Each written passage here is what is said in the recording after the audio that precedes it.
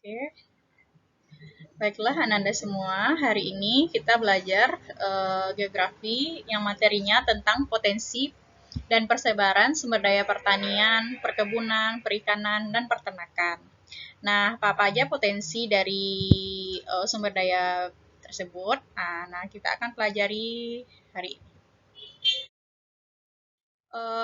Yang pertama, KD kita tentang menganalisis ketahanan pangan nasional, penyediaan bahan industri, serta potensi energi terbaru di Indonesia.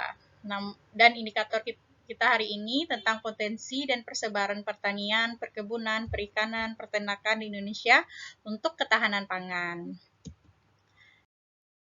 Nah, tujuan pembelajaran kita ini yaitu diharapkan setelah pembelajaran hari ini, siswa dapat menganalisis potensi dan persebaran pertanian, perkebunan, perikanan, dan peternakan di Indonesia untuk ketahanan pangan dengan baik dan benar dalam waktu 50 menit. Nah, yang pertama kita bahas dulu, sebagaimana kita tahu, Indonesia itu sangat kaya akan sumber daya alam. Hal ini didukung oleh letak Indonesia yang terletak di daerah tropis, letak geografis Indonesia yang dikelilingi oleh lautan, serta jenis tanah yang subur, dan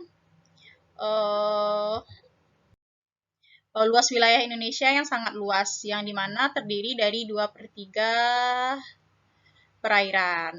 Nah, hal itu dapat mendukung pertanian di Indonesia, di mana sektor pertanian ini merupakan sektor yang paling signifikan untuk ketahanan pangan, di mana sektor pertanian ini yaitu terutama menghasilkan bahan pokok yang kita makan untuk sehari-hari seperti beras, gandum untuk daerah tertentu di Indonesia, ada juga sagu dan lain-lainnya.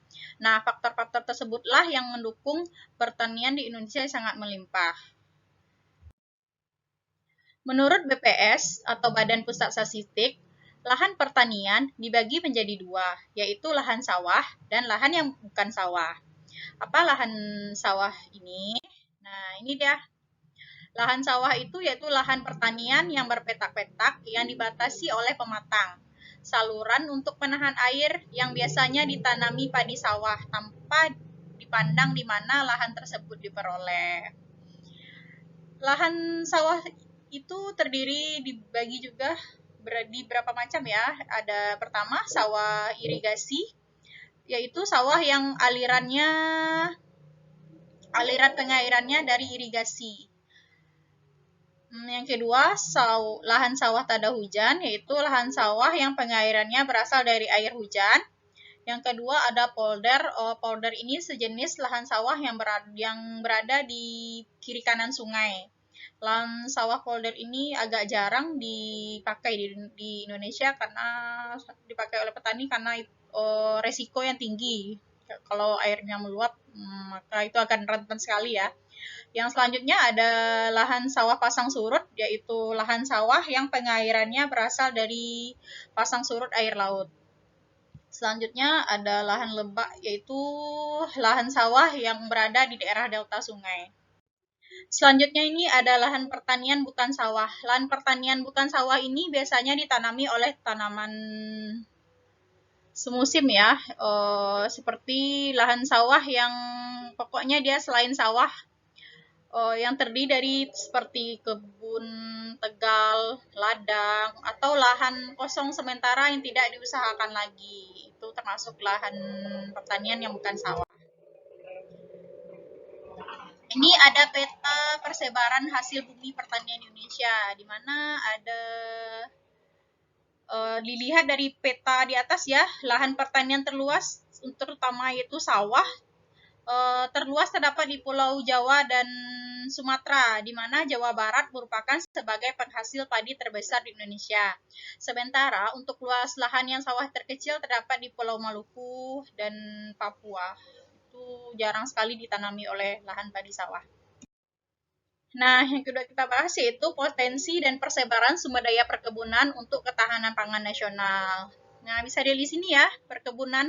Perkebunan itu biasanya ditanami oleh tanaman semusim. Perkebunan di sini merupakan kegiatan pengolahan sumber daya alam, sumber daya manusia, sarana produksi, alat dan mesin, budidaya, panen, pengolahan dan pemasarannya terkait tanaman perkebunan. Perkebunan dapat dibedakan berdasarkan jenis usahanya, jenis tanamannya, maupun jenis pengolahannya. Nah, ini dia ya hasil perkebunan di Indonesia persebarannya, di mana pertama kelapa sawit, daerah persebarannya terdapat di Sumatera dan Kalimantan. Untuk cengkeh, biasanya di daerah Maluku, Sulawesi, Kalimantan, dan Jawa Barat. Tebu persebarannya Jawa Timur dan Jawa Tengah. Teh terbesar terdapat di Jawa Barat, Sumatera, serta Aceh. Kopi daerah persebarannya Aceh, Lampung, Bengkulu. Kelapa, Sulawesi, Nusa Tenggara Barat, dan lain-lainnya, ada pala, vanili, karet, lada, maupun coklat. Bisa lihat ya di dalam tabel berikut ini. Selanjutnya, ini peta jumlah perusahaan perkebunan di Indonesia, di mana dari 33 provinsi, jumlah perkebunan terbesar menurut data BPS 2014 terdapat di Sumatera Utara. Sekitar jumlah perkebunan 195 sampai 359. Terendah biasanya terdapat di daerah bagian Indonesia Timur ya, bisa dilihat di peta ini, daerah Papua, Sulawesi, dan Nusa Tenggara. Selanjutnya, potensi dan persebaran sumber daya perikanan. Indonesia memiliki 2-3 perairan, maka untuk potensi perikanan di Indonesia ini cukup besar, baik perikanan darat maupun untuk daerah perairan laut, di mana perairan darat menghasilkan ikan lele, nila, dan ikan lainnya. Ikan laut ada tuna, cumi, udang, dan lain-lainnya. Sumber daya ikan adalah semua potensi jenis ikan baik di darat maupun di laut. Di mana Indonesia ada 2 jenis perikanan. Yang pertama perikanan tangkap, yaitu semua kegiatan memperoleh ikan di perairan yang tidak dalam keadaan dibudidayakan dengan alat atau cara apapun, termasuk dengan menggunakan kapal untuk memuatnya, mengangkut, menyimpan, mendinginkan, dan mengolahnya, serta mengawetkannya. Seperti terdapat di contoh di gambar ini ya, ada nelayan yang menangkap ikan cakalang di lautan lepas menggunakan kapal, alat pancing, dan lain-lainnya. Selanjutnya ada perikanan budidaya. Perikanan budidaya ini adalah kegiatan untuk memperoleh biota atau organisme akuatik di lingkungan terkendali dengan mendapatkan profit atau keuntungan.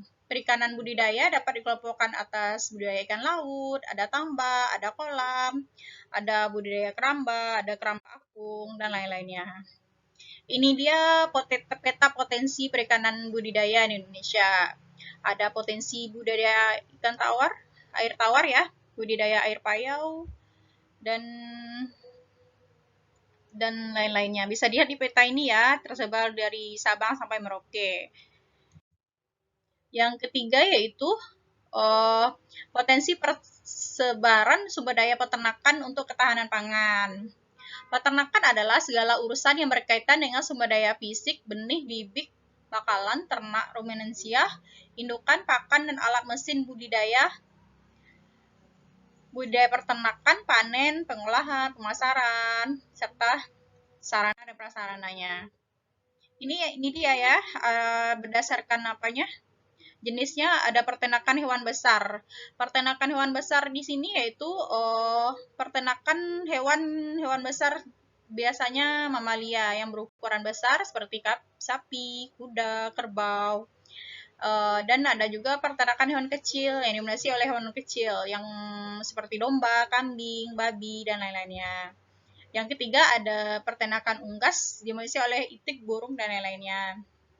Hewan besar untuk contohnya ada itu ya, sapi, daerah persebarannya ada di Jawa, kuda ada di Sumbawa, Flores, serta kerbau banyak terdapat di Sumatera, Jawa, dan Sulawesi. Untuk hewan kecil, domba persebarannya daerah Jawa, Madura, Sumatera Utara. Selanjutnya kambing daerah persebarannya Sumatera Selatan, Sulawesi, Kalimantan Timur, serta babi untuk daerah persebarannya Sulawesi, Kalimantan Tengah, Bali, NTT, dan Maluku. Untuk peternakan unggas biasanya hampir diproduksi di seluruh Indonesia. Nah, itulah penjelasan materi tentang potensi dan persebaran peternakan, perikanan, perkebunan, dan pertanian di Indonesia. Nah, selanjutnya kita akan mendiskusikan dua hal ini. Dua hal ini akan Ibu catatkan di apa ya, di kolom komentar di e-learning. Nah, silakan diberikan komentar mengenai dua hal berikut ini. Silakan tuliskan komentarnya ya di bawah, nanti ada di bawah timeline. Nah, demikianlah materi pelajaran kita hari ini tentang potensi dan persebaran sumber daya pertanian, perikanan, peternakan, dan perkebunan di Indonesia. Kalau ada yang mau ditanyakan silahkan ditulis dalam komentar aja ya. Demikian penjelasan dari Ibu. Ibu sudahi dengan Assalamualaikum warahmatullahi wabarakatuh.